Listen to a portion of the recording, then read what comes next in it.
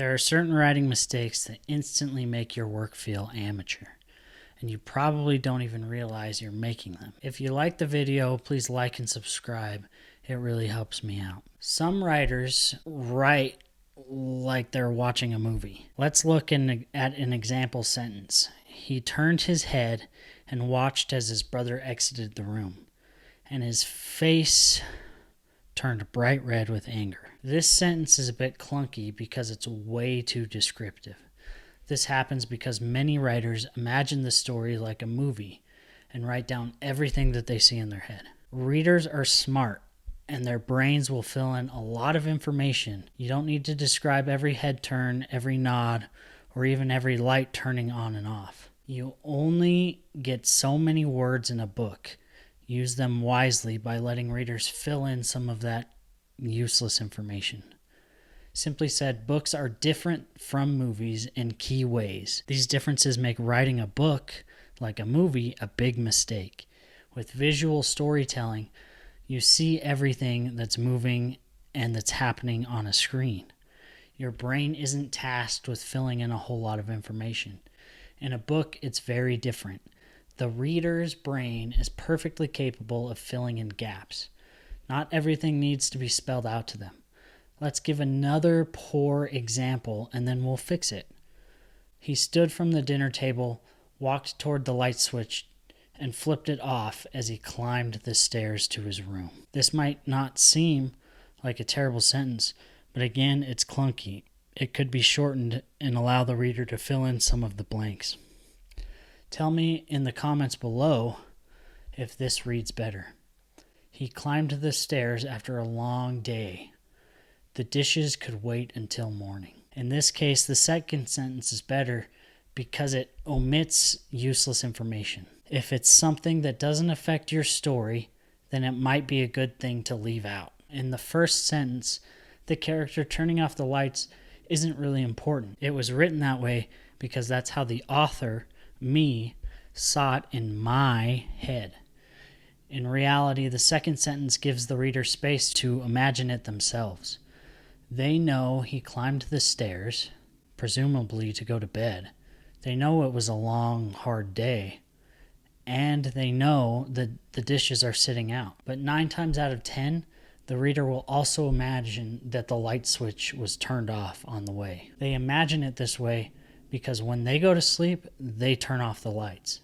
The real beauty is, even if the lights were on all night, it would only need to be mentioned in your story if it had some sort of material impact on the story itself. In other words, the lights don't really matter. Another common mistake that amateur writers make is head hopping. Head hopping is when the narrator of the story hops between multiple points of view in the same scene.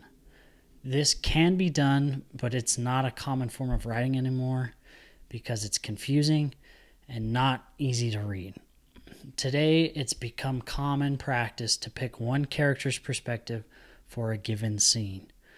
When the reader only sees one perspective, it's easier to follow along because they aren't getting conflicting information. If you do head hop in the middle of a scene, you should make it clear with some sort of visual cue that the perspective has switched, or you risk losing your readers. I've seen page break asterisks used for this, and I thought that worked great. The bane of every high school English student is also the bane of many new writers. Understanding what you can and can't do with words is important. If you want to get good at anything, you need to understand the rules. Grammar is a set of rules that every new writer needs to learn. Poor grammar will set you apart, and not in a good way, if you're trying to submit your writing to agents and publishers. With proper grammar also comes spelling. In today's world, with the tools that we have, there is no reason why your writing should be littered with misspelled words. This doesn't mean that you can't have any, you will, but there shouldn't be 10 to 20 on a given page. Poor spelling won't help you in the long run. Info dumping is an easy trap to fall into, and it screams amateur. It's common, and not just with new writers. Info dumping, especially at the beginning of your story, will lose your readers because it stops the immersion of the storytelling. The problem isn't just that info dumps aren't interesting, it's that they kind of bludgeon the reader over the head with information. Novels, especially fantasy novels, have a huge learning curve. When writers throw a bunch of information at their reader, the reader is going to tune out. At the very least, they probably won't pick up all the information anyway that you want to convey as the writer. Writers who can pepper in prose that slowly reveals aspects of their world will be much more successful in retaining their readers. Not only will they retain better, but their story will simply just be better. It's a pro move to not info dump everything in the reader's lap at the very beginning. Jumping between past and present tense is another big mistake, and it's really common for new writers.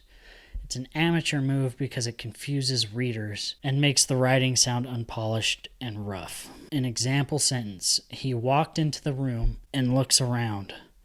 The fire was burning low and he sits by it, wondering who left it there.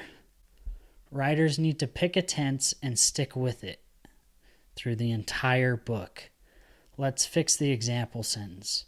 He walked into the room and looked around. The fire was burning low, and he sat by it, wondering who had left it there. Said is dead is another amateur mistake that I've seen a lot recently. Filling your dialogue tags with everything but said is a mistake because it makes your story hard to read. Another example. "What are you doing?" John exclaimed. "I'm eating a sandwich," Joan explained. "But the sandwich is missing the meat," John astounded. If you thought that paragraph was exhausting to hear, it was even more exhausting to write. Just use said. Using said allows the reader to read faster while still knowing who is talking. I'm not against using words other than said, but I think that they should be used sparingly. Now this next one is a little bit nitpicky, but improper dialogue tag punctuation is definitely an amateur mistake. This is an easy fix, just learn the rules. Read a little bit and see how other authors do their dialogue tags. And finally, we've arrived at the last mistake. Overly complex character descriptions. I think a lot of new writers especially want to make it more complicated than it needs to be. They want their characters to resonate, so they go on with long descriptions of their characters. Unfortunately, this often has the exact opposite effect that they want it to. Just as badly as over-complex descriptions are when they are simple. Simple in this case meaning cliche. She had long dark hair. He was tall, dark, and handsome. These are examples of cliche character descriptions. A good way, but not the only way to do character descriptions, is to imagine how your point of view character would describe the person they are seeing, and then just write that. They might notice certain features that others wouldn't, or they might not care about the pretty girl's long black hair. All of these mistakes are only mistakes if they are done poorly. Truthfully, you can get away with a lot of rule breaking if you're a good writer. And in fact, not only can you, but I think you should push the boundaries as you become better and better at your craft. That's just my opinion. Thanks for watching. Please let me know in the comments below what screams amateur to you when you're reading.